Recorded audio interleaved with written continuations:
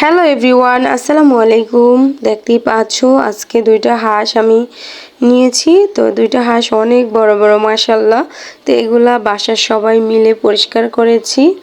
এখন এগুলো আমি কাটাকাটি করব। তো আমি আসলে হাঁস কখনোই কাটি না, আজকে প্রথম কাটবো। আরেকবার কাটছিলাম, হয়তো ভুলে গেছি। কিন্তু এই হাঁসগুলা চীনা হাঁস আর মাশাআল্লাহ ভালো ওজন, এক একটা 3 কেজি করে, যার কারণে আমি একটু আলগাইতে পারতেছি না আর কোত্থেকে কাটা শুরু করব সেটাও বুঝতেছি না। যেহেতু আমি কাটাকাটি করতে একদমই পারি না, যে কোনো ছোটোখাটো বিষয়ই আমি কাটি না কেন আমার কিন্তু হাতটা অলরেডি কেটে যায় একটু হলেও। তো আজকেও তার ব্যতিক্রম হবে না হয়তো, বা জানি না। তো আমি কোত্থেকে হাঁস কাটবো সেটা বুঝতেছিলাম না। পরে আমার মা বলল আগে রানগুলো আলাদা করতে। তো এই তো রানগুলো আমি আলাদা আলাদা করে নিলাম দুইটা। আলহামদুলিল্লাহ আমি কাটতে পারছি, এটাই অনেক কিছু। তো এভাবে আমি পুরো দুটোটা হাঁস কেটে আলাদা আলাদা করে নিব, মানে দুইটা আলাদা আলাদা, একটা এক বাটিতে রাখছি আর একটা আরেকটা বলেতে রাখছি। কারণ একটা হাঁস আমাদের বাসার জন্য নিয়ে আসছে রান্না করে, আমরা যারা যারা হাঁসের মাংস খেতে পছন্দ করি তাড়াতাড়ি খাবো। আর একটা খুব সুন্দর করে রান্না করে আমার হাজব্যান্ডের অফিসে পাঠাই দিতে হবে, কারণ এই হাঁসগুলা উনি ওনার বন্ধুদের নিয়ে শেয়ার করে খাবে। তো এই তো আমি কিন্তু হাত কাটছি, সেটাও তোমাদের সাথে দেখালাম। এখন রান্না করব। তো এই মশলাগুলো আমি একটু গুঁড়া করে দিব। আস্ত মশলা দিলে আমার তেমন একটা ভালো লাগে না, তা আমি একটু ব্লেন্ডার করে নিয়েছি আর সুন্দরভাবে পরিষ্কার করে নিয়েছি। প্রথমে তেজপাতা পেঁয়াজ দিয়ে দিলাম, আর এটা হচ্ছে সেই মশলাটা আমার বানানো। অর্ধেকটা এটাতে দিব, অর্ধেকটা ওটাতে দিব, তার জন্য রেখে দিয়েছি। এর মধ্যে একটু মাংসর মশলা, লবণ, আদা রসুন বাটা, তারপরে হলুদ গুঁড়া, মরিচের গুঁড়া সব কিছু দিয়ে এখন আমি পরিমাণ মতো তেল দিয়ে দিচ্ছি। সব কিছু দেওয়া আমার কমপ্লিট। তো এখন এটা আমি সুন্দরভাবে মাখাচাখা করে নিব। আর হাত দিয়ে আমি মাখাচাখা করতেছি, কারণ হাত দিয়ে যে কোনো মাংসই যদি আমি মাখাচাখা করি তাহলে কিন্তু সেটা খেতে ভীষণ মজা হয়। আমার কিন্তু হাত দুই সাইডে কেটে গেছে। একটা হচ্ছে হাতের আঙ্গুলের মানে সাদা অংশ দিয়ে একদম মানে হাঁসের হাড় দিয়ে টান খেয়ে একদম কেটে গেছে, আর একটা উপর দিয়ে। বাট আমার খুব ব্যথা করতেছে আর জ্বলতেছে, যেহেতু আমি এটা হাত দিয়ে মাখাচ্ছি। তারপরেও আমি এটা হাত দিয়ে মাখাবো, কারণ কষ্টের ফল সবসময় মিষ্টি হয়, কষ্ট করে খাচ্ছি। তো আমার মাংস অলরেডি কষানো হয়ে যাচ্ছে। তো আমি একটু লাড়াচাড়া দিয়ে নিব, একটু ঢাকনা দিয়ে ডেকে নিচ্ছি, একটু নাড়াচাড়া করে নিচ্ছি। এভাবে খুব ভালোভাবে কষাতে হবে মাংস। হাঁসের মাংস ভালোভাবে কষালে খেতেও ভালো লাগে। আর হাঁসের মাংসর আরেকটা গোপন টিপস হলো, এটাকে বেশিক্ষণ রান্না করার কোনো দরকার নাই, সিদ্ধ হলেই উঠিয়ে ফেলতে হবে। কারণ বেশি সফট হয়ে গেলে মাংসটা খেতে তেমন একটা ভালো লাগে না।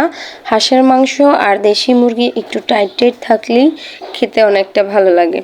তো অনেক আমার কষানো হয়ে গেছে, আর দেখো তেলটা কত সুন্দরভাবে উঠেছে, আর মশলাটা দেখেও মানে গ্রেভিটা দেখে খুব ভালো লাগছে। আর এই যে আরেকটা হাঁস আমি লবণ মরিচ সব কিছু দিয়ে মশলা টশলা দিয়ে আমি এটা মাখিয়ে রেখেছি। আর এটা আমার এইদিকে হচ্ছে, আর সেটাও আমি মাখায় রাখছি, কারণ আগে বাসারটা রান্না করি, রান্না করে আমরা খেতে থাকবো, আর ওইদিকে ওইটা বসাই দিব, ওইটা হয়ে যাবে, কারণ ওইটা ওদের প্রয়োজন সন্ধ্যার পরে। আর আমাদেরটা তো এখনই আমরা খেয়ে ফেলবো, এখন দুপুরবেলায় আমরা খাবো। তো মাংসটা দেখো কত সুন্দর দেখাচ্ছে, একদম লোভনীয়, ইয়ামি ইয়ামি, দেখি মনটা ভালো হয়ে গেছে। আর হাঁসের মাংস আমার অনেক বেশি পছন্দ। আমি কয়েকদিন পর পর হাঁসের মাংস খাওয়ার জন্য 300 ফিটে যেতাম। তারপরে আমার হাজব্যান্ডের সাথে অনেক বায়না করতাম হাঁসের মাংস দিয়ে চিতল পিঠা বা চাপটি, এগুলো আমার অনেক ভালো লাগতো। যাই হোক, আমি ঝোল দিয়ে দিছি, মানে পানি দিয়ে দিছি, মাংসটাতে দিয়ে আমি একটা ঢাকনা দিয়ে বসিয়ে দিলাম। তো উত্তানি আসার পরে আমি ঢাকনাটা তুলে নিলাম। এই যে পানিটা অনেকটাই কমে গেছে। আগেও একবার জিরা দিয়েছিলাম আমি যখন মাখাচাখা করেছিলাম, এখনও আবার দিয়ে দিলাম, কারণ আমার মাংসটা অলরেডি হয়েই গেছে। তা আর একটু ঝোলটা টানাবো, আমি তেমন একটা ঝোল রাখবো না। আর গ্রেভিটা খুবই সুন্দর, অনেক তেল উঠেছে, আর আমিও অনেকটা তেল দিয়েছি। তো আমার রান্না কমপ্লিট। এখন আমি এটাকে নামিয়ে নিব একটু পরেই। আর একটু নাড়াচাড়া দিয়ে নিই, আর একটু ঝোলটা কমিয়ে নিই, কারণ বেশি ঝোল থাকলে ভালো লাগে না। এই তো নামানো হয়ে গেছে, ঝোলটা একদম মাখা মাখা মাখা মাখা হয়েছে, আর তেলটা উপর থেকে দেখো কত সুন্দরভাবে বেশি উঠেছে, মানে এরকম তেলতলা একদম হোটেলের স্টাইলে হয়েছে। খেতেও না ভীষণ মজা। রান্নার টাইমে আমি এক পিস উঠিয়ে খেয়ে নিয়েছিলাম। এখন আমি একটা প্লেটে বাড়বো, কয়েকটা পিস নিয়ে নিলাম সুন্দর মতো, আমার পছন্দ মতো কয়েকটা পিস নিয়ে একটু ঝোল টোল গ্রেভি নিয়ে নিলাম।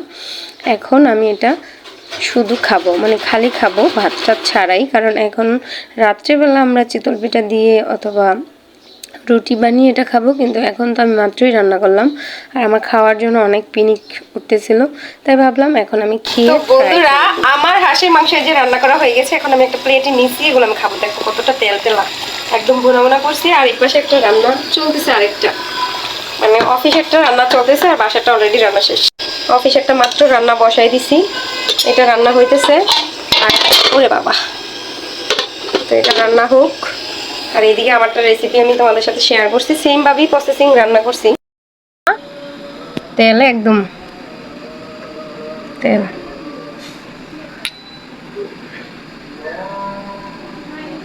তেল, হাঁসের মাংস প্রচুর তেল ওঠে।